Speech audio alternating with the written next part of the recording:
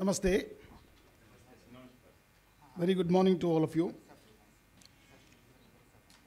Dr. Devish Jain, National President CEGR and Chancellor, Prestige University.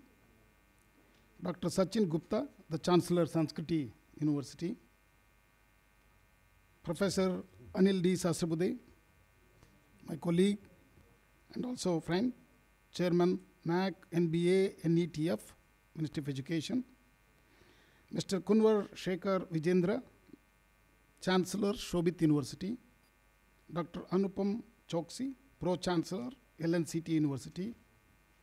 And very energetic, Mr. Ravish Roshan,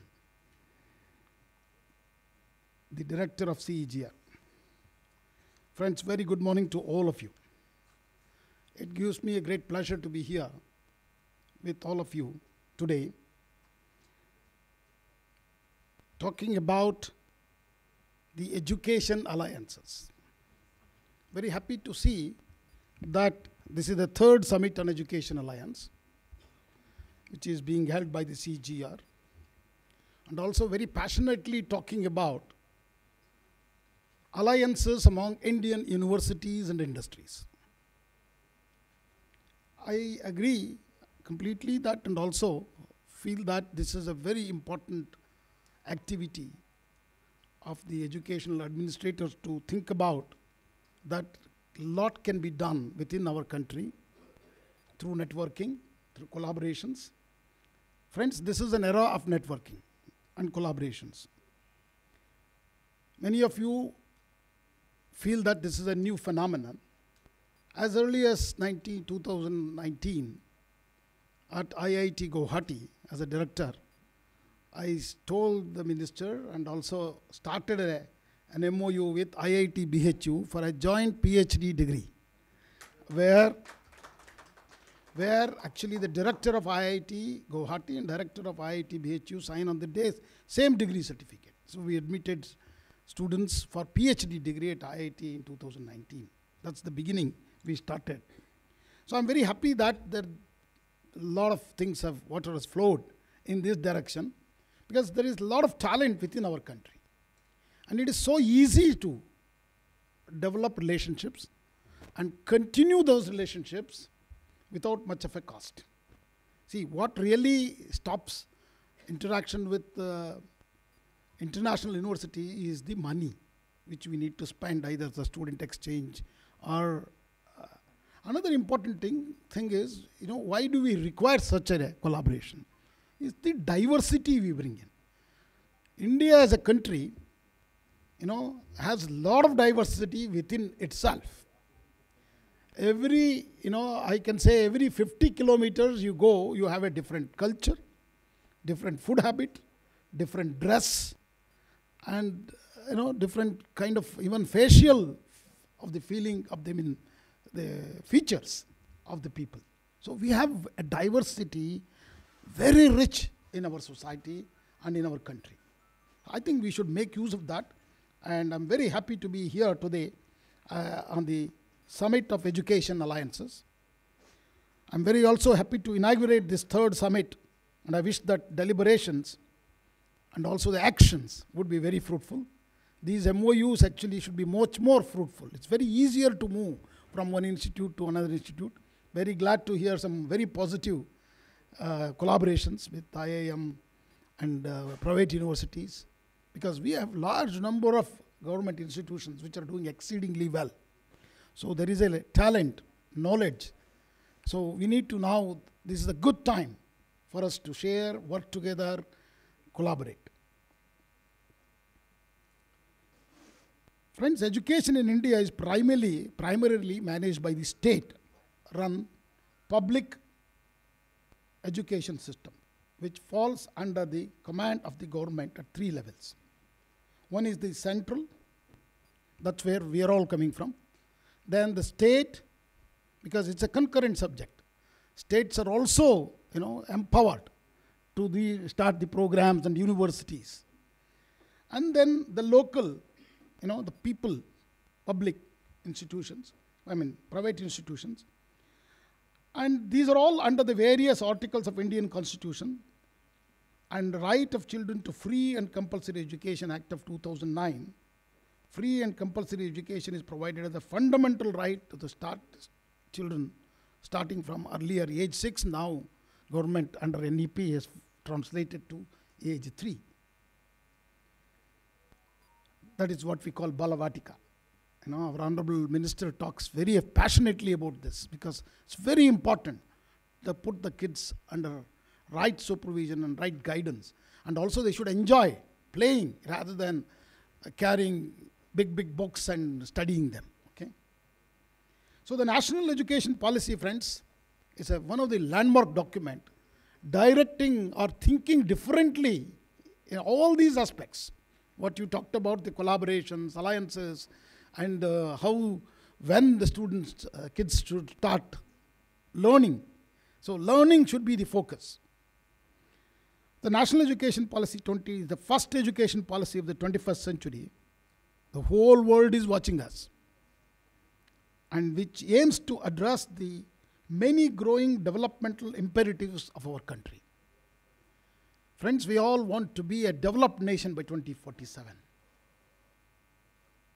This policy, NEP 2020, proposes the revision and revamping of all aspects of the education structure, including its regulation, governance, and also to create a new system that is aligned with the aspirational goals of the 21st century citizens of India. We also have to keep in mind sustainable development goals also, because we hardly have about 6.5 years more to fulfill those goals. So in addition to that, it's very important to build all this education and completely the out-of-box thinking in the area of education sector with India's tradition and value systems. So that's very key, and Government of India has actually put in Indian knowledge system, which is under All India Council for Technical Education, starting many activities in research and language centers and many other issues. Friends, let's look at the education industry, we can call it as, because this has become an industry because a lot of participation of private companies and institutions and individuals. This is the largest in the world, maybe larger than even the Chinese one. With over 1.5 million schools, more than 1,100 universities, and 45,000 higher educational institutes. However, the sector is a very mix of government-operated, privately operated institutions, and allied education products and services like edutech companies and providers. That's what we are witnessing even in this CEGR meeting, that all of them are there actually. Okay. So the education sector is also highly influenced by various government schemes and policies. So if you look at the literacy rate, India has done very well. India has done, after independence, the literacy rate is more than 80%, but urban India is much higher, even 87%. And although there has been a significant increase in India's literacy levels, it still has the largest illiterate population in the world. That's why we are all sitting here to discuss and deliberate how this education alliance among ourselves and our institutions and our people to bring this literacy to levels to almost 100%. So then this NEP 2020 plays a major role. National education policy implementation is happening from almost 3 years. We had celebrated the 3rd year completion on the July the 29th and 30th in the Bharata Mandapam. Honorable Prime Minister Sri Narendra Modi ji inaugurated that. So we need to follow diligently the key aspects outside in the policy. What are these?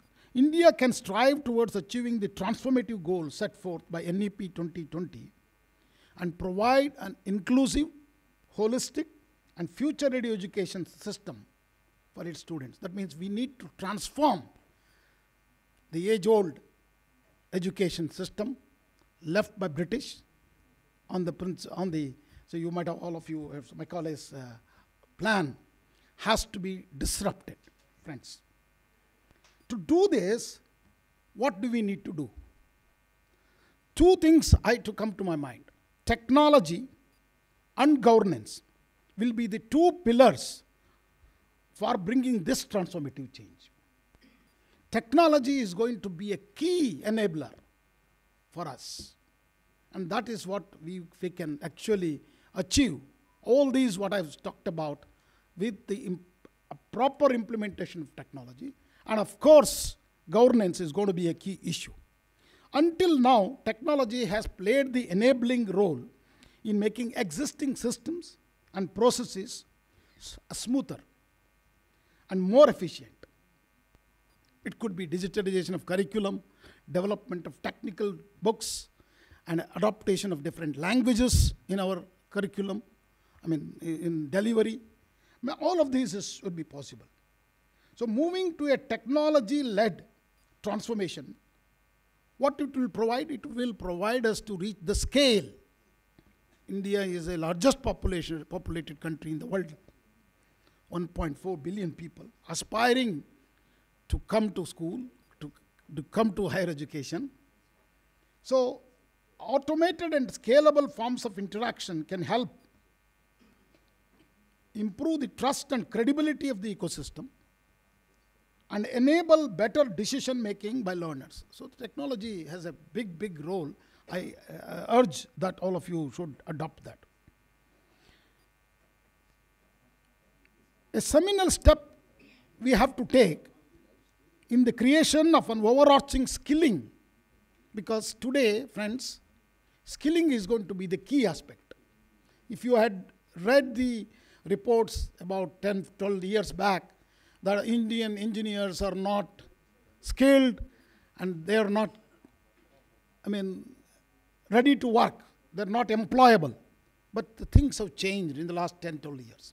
Lot of efforts have gone in. Lot of thought process has gone in. Particularly, you might have seen the creation of the Council for Vocational Education and Training, NCVAT itself is a clear indicator to regroup our activities in skilling and put that along with the regular education. Today, NEP 2020 offers us that opportunity to take the skilling as part of a curriculum. So we need to look at the skillings, that means the vocational embedded programs also in a big way. So then, our kids or the young people would be ready to work, and that will make India as the third largest economy in the world. Skilling is going to be the key aspect. Friends, in the skilling ecosystem, we also have to think about how to award these skilling courses and make that part of the integral in the curriculum. And how do you assess them, evaluate them, and also accredit the training institutions which offer the skilling courses? There is a big job actually in assessment of these things. So it will be incumbent upon the awarding bodies to monitor and regulate the functioning of affiliated training providers, particularly in the skilling sector, which is going to be a big job. So to push the skilling agenda forward, it's very important for the government to adopt the role of ecosystem facilitator. So we always know AICTE as a regulator. I keep telling in every meeting when I go, we are not a regulator, or we don't want to be a regulator, we want to be a facilitator.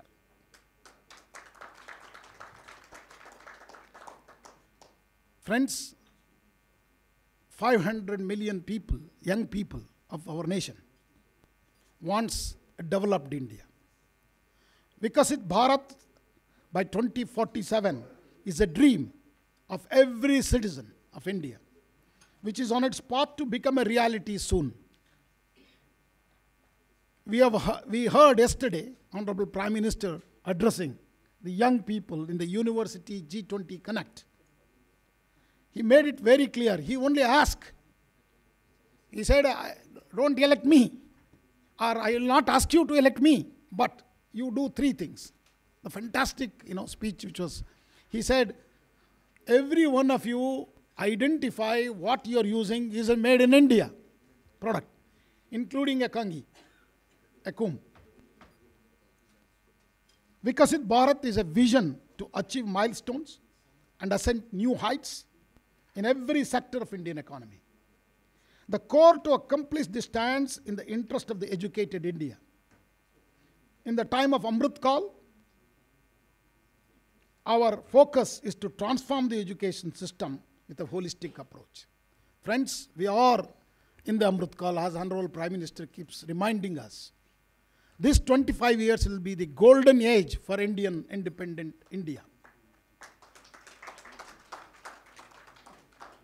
Enroot, educate, and empower. This is the focus of the National Education Policy 2020, framed in this fine to build the education system rooted in Indian ethos that contributes directly to the transforming India by providing high quality education to all, thereby making India a global knowledge superpower. During the Amrit Kal, what are the measures we need to take? We need to think about it little patiently. One is the Education Alliance. We need to come together. We need to work together. We need to network together, learn from each other. This is a very important step, and I'm very happy that we have assembled to discuss that item in the third summit of their CEGR. We also need to look at some of the excellent accreditation and various transformative reforms in the graded accreditation or a binary accreditation system, which I think Professor Sahasrabuddhe might address because he is the chairman of both the committees. We will also talk about how to bring transparency using technology. Okay? And that way, people also are confident that, their issues were heard. And also there is a policy which is very transparent and clear. NEP 2020 is a fantastic document. I say all of these are addressed very well. If you read that document very carefully, all these points are there. But one thing I see, an urgency that, implementation has done. Sir, we have done implementation. We have completed. I think that's a very, very vague statement. Friends, NEP 2020 is an agenda for Amrit Kal, I say. That means we should not be in a hurry. 25 years is there for us, in front of us. It's such a fantastic document, but very comprehensive. It takes a lot of efforts to identify every element is written in that. And it also needs time. That 25 years, by 2047, we are implementing everything. That will be fantastic. Other two important initiatives of the Ministry of Education is, I think Professor Sahasrabuddhe will address again. Maybe otherwise I will request him to address. One is the APAR. This is Academic Permanent Account Registry. That means every student, starting from Balavatika, will have a unique ID, very similar to Aadhaar. He will explain to you, which will be connected with Academic Bank of Credits. And with the new National Credit Framework, which is going to be released, I say these two documents, that is National Credit Framework and the APAR registry, a unique ID to every kid, starting from Balavatika to PhD, same number will carry. This would be the two new QR code for the new learners of India.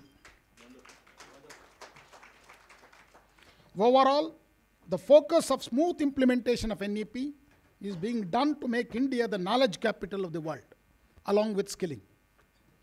And this, I would like to little bit highlight on what All India Council for Technical Education is doing. All of you are very familiar because I see many of them have served at AICTE as well, the earlier office bearers of CEGR. And it looks like it's the brainchild of some of the officers of AICTE itself. So AICTE has outlined its vision for Amrit Kal to provide the best education in the world, promoting innovation, startups, entrepreneurship, research-based education. Friends, this is golden opportunity for engineering community. I think I assume that many of you are here. Why I'm saying is India is excellently placed in the STEM areas. So we are today the second largest country producing engineering graduates with 1 million plus graduates every year.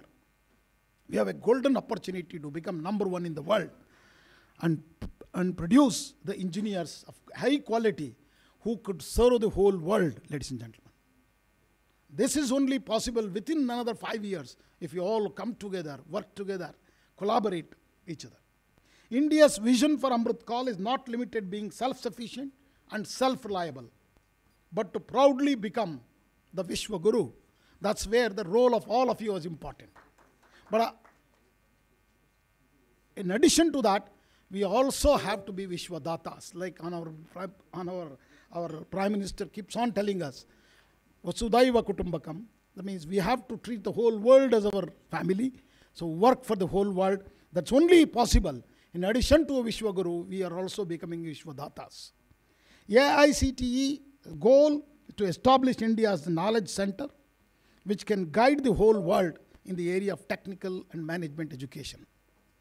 We are committed to position India's education system as a top destination for the students worldwide. And the recent launch of Study in India program, I think Professor Sasrabudhi will address that also, because he is leading that. That's a very unique, again, Study in India program, other than what we used to run through ICCR earlier. Okay? So now it is linked completely even with the visa and everything. He is going to explain to you. It's a very phenomenal change has been brought to the Study in India program. I think all the universities, vice chancellors sitting here should embrace that portal and try to bring in more number of students from across the world. We need to attract talent, foster the cultural exchange, and contribute to the growth of the Indian knowledge economy. I don't want to say anything more than this. Thank you very much. Thank you for patiently listening to me. I wish the conference a big success.